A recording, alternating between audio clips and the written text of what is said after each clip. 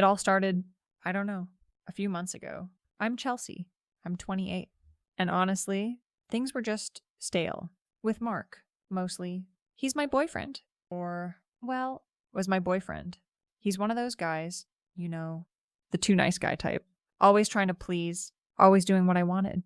Which, fine, is great most of the time, but it also gets a little boring. Like, can you just have an opinion for once? Mark, seriously? Anyway, our apartment was tiny. Just a 1-bedroom, and honestly, it was getting on my nerves. We'd been there for like 2 years, and I was over it. I wanted something new, something bigger, something that didn't smell faintly of Mark's gym clothes. And Mark, of course, was all, oh, but rent's so high. Chels. And we're saving for a down payment. Blah, blah, blah. Always with the money talk. It's not like I don't contribute. I have my job. I pay my half of the bills, mostly, but he's the one with the big fancy job. So it's not exactly even, So I'd been browse Zillow, just casually, looking at these gorgeous 2-bedrooms, some with balconies. And then I saw this one place, a little further out, but it had a huge kitchen and a separate dining area. It was perfect. The only problem, it was like way out of our budget, even his budget, but I was obsessed. I kept bringing it up. Like, Mark, imagine us in this place. We could have a proper dinner party, not just squish everyone around our coffee table. He'd just sigh and say, Chels, we can't afford it right now. Like, I don't know that, but a girl can dream, right? One day, I was at my job, the office, same old, and I just had this thought, a really wild thought. I was scrolling through my phone, looking at hotel prices for a work trip coming up, and it just hit me. What if I could get a hotel, a really nice one, for free? And then what if I could somehow convince Mark that we needed a hotel because of, like, an emergency or something? I know, it sounds crazy, but I was desperate. And honestly, Mark is so trusting. It's almost too easy sometimes. I remembered hearing about how people get free hotel rooms if they claim, like, a safety issue or, a domestic dispute. It's messed up. I know. But I was at my wit's end with Mark and his penny pinching. I just needed a break. A little luxury. Something to make me feel alive again. So I went for it. I called a really nice hotel downtown. Not one of those super fancy ones, but a good one. With a pool and everything. I put on my best shaky voice. Like I was trying to hold back tears. And I told them I needed a room immediately. Because of an incident. At home, with my boyfriend, I made it sound really bad. Like I was scared to go back.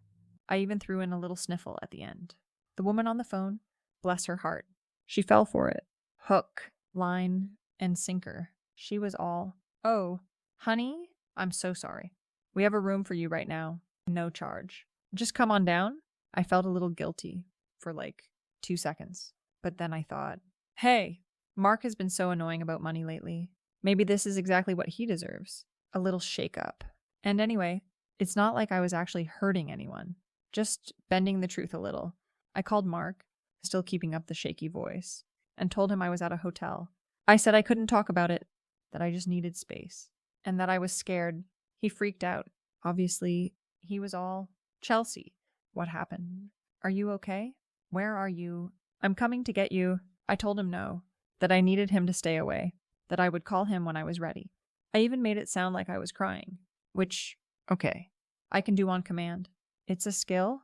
Don't judge. He begged. He pleaded, but I held firm. He even said he'd empty his savings if it meant I felt safe.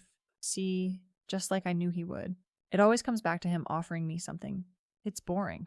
So I got to the hotel. It was amazing. The bed was huge. The bathroom had a giant tub, and there was even a little balcony overlooking the city. I ordered room service, watched a movie, and just relaxed. It was exactly what I needed. I even snapped a picture of the view and posted it to Facebook, with a caption like, sometimes you just need a little escape to clear your head. Grateful for peace. I knew Mark would see it, and I knew it would drive him crazy. Between us, I wanted to scream, look what you made me do. Mark, this is what happens when you're boring and stingy. I stayed there for 2 nights. 2 glorious nights of pure, unadulterated relaxation. Mark called me like 100 times, leaving voicemails begging me to come home. He even showed up at the hotel lobby at one point, but I saw him on the security camera in the elevator and just hid in my room until he left. I wasn't ready to go back to our cramped apartment and his mopey face. On the second night, I decided to go down to the hotel bar for a drink. I was feeling good, looking good. I mean, a girl needs to be seen, right? I was wearing this cute little black dress, feeling like $1,000,000. I ordered a cocktail and just sat there, enjoying the vibe. That's when he walked in. He was intense, tall, dark hair, really muscly, not like Mark at all. Mark's more of the dad bod type. You know, this guy looked like he just stepped out of a movie. He caught my eye, and I swear, sparks flew. Or maybe that was just the 2 cocktails I'd already had. He came over to my table, all charming and confident. "Mind if I join you?" he asked, with a smile that just melted me. I was like, sure, why not? His name was Jake. He said he was in town for a conference, some kind of tech thing. He was really easy to talk to, laughing at all my jokes, making me feel like the most interesting person in the room. He was buying me drinks, telling me how beautiful I was. Honestly, it was a breath of fresh air after weeks of Mark's emotional manipulation and nagging. Jake was just fun. We talked for hours, just getting to know each other. He seemed really into me, and I was totally into him. I mean, Mark was probably sitting at home crying into a bag of chips, but who cared? This was my time. This was what I deserved. We ended up back in my hotel room. It felt right, you know. Like this was finally a man who understood me, who wasn't afraid to live a little. We were talking, laughing, and then things started to get intense. One minute we were just kissing, and the next, he was getting a little too handsy. I mean, I like a guy who's confident, but this was different. He wasn't listening. I tried to pull away, to say something, but he just kept going. It was like he didn't even hear me. I started to panic. This wasn't what I wanted. This wasn't how it was supposed to go. I tried to push him off, but he was so much bigger, so much stronger. I was saying no. I was trying to scream, but it was like my voice was stuck in my throat. I was terrified. It was all happening so fast, and I couldn't believe this was happening to me. I had only wanted a little fun, a little escape, not this. And then it was over. He just stopped like nothing had happened.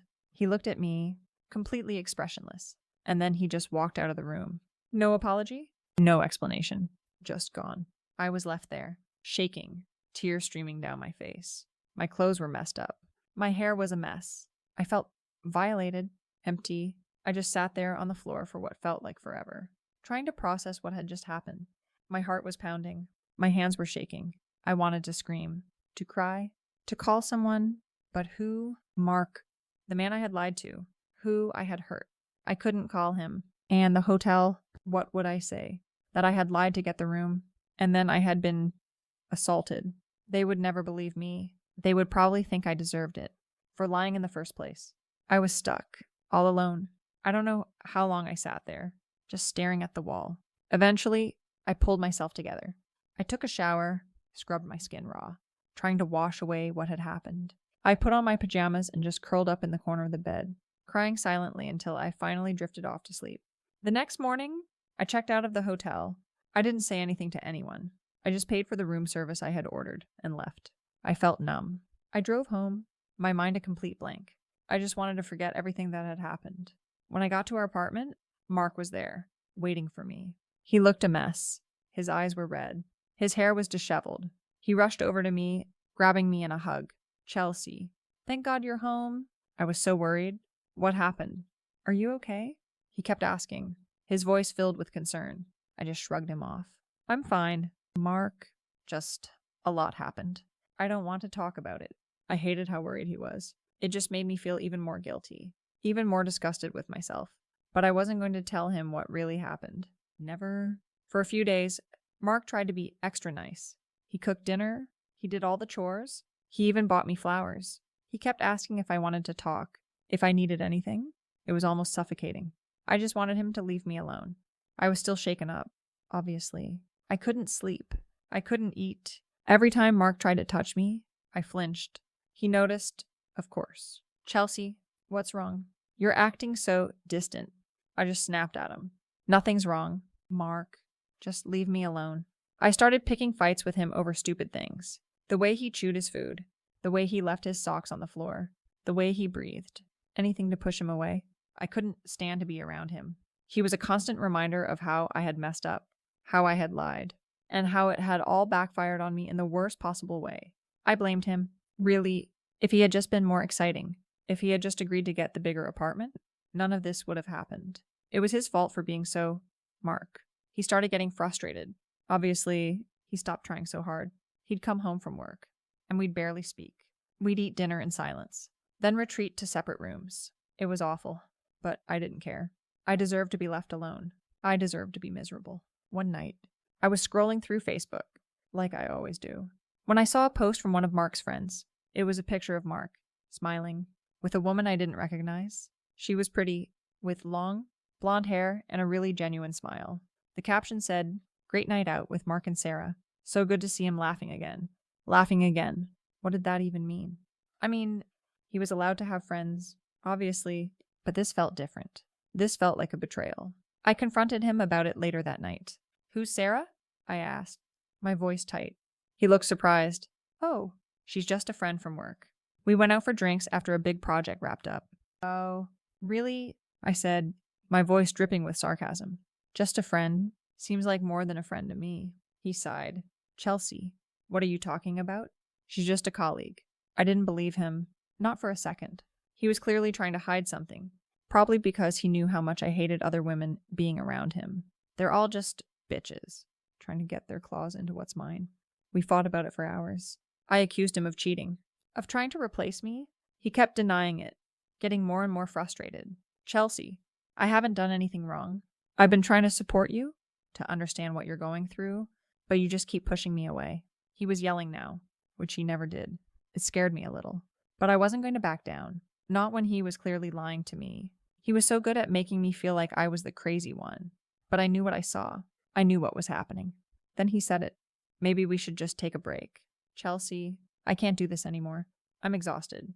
My heart sank. A break. Was he serious? He always said he would never give up on us. He always said he loved me, no matter what. I immediately started to cry. "No, Mark, please, don't say that. I need you. I'm so sorry," I sobbed, trying to pull him back, trying to make him feel guilty. This was my go-to weaponized vulnerability. It always worked. He hated seeing me cry. But this time, it didn't work. He just looked at me, his eyes tired and sad. "I'm sorry, Chelsea. I need some space. I'm going to stay at my brother's for a few days." He said it so calmly, so definitively. He actually packed a small bag. My blood ran cold. No, wait, not cold. Just, shocked. This wasn't supposed to happen. He was supposed to stay. He was supposed to come back. He was supposed to always choose me. He walked out the door, and I was left alone in the apartment. The quiet was deafening. I sat there for a long time, just staring at the closed door. I couldn't believe it. He actually left. He left me. After everything I'd done for him. After all the times I'd put up with his boring habits and his cheapness. This was a low blow. For the next few days, I tried to call him, to text him, to beg him to come back. He wouldn't answer.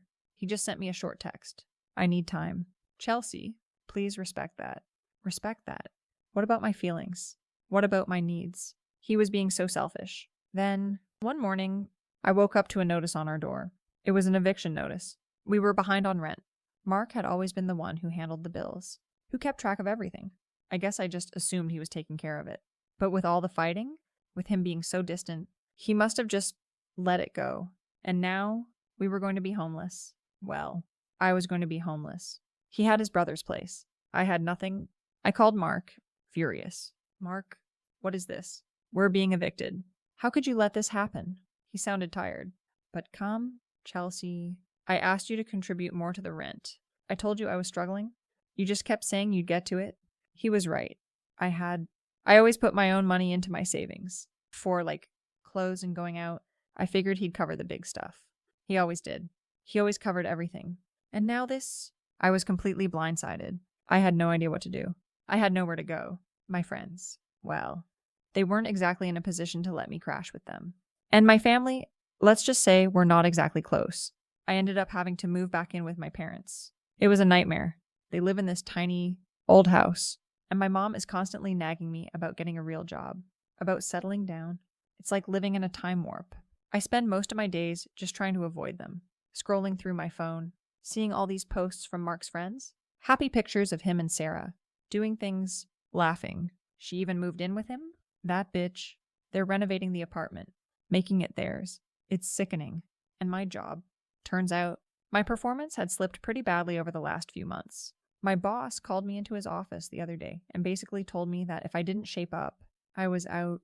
He even mentioned how I'd used all my sick days and then some, how I was always late, how I was distracted.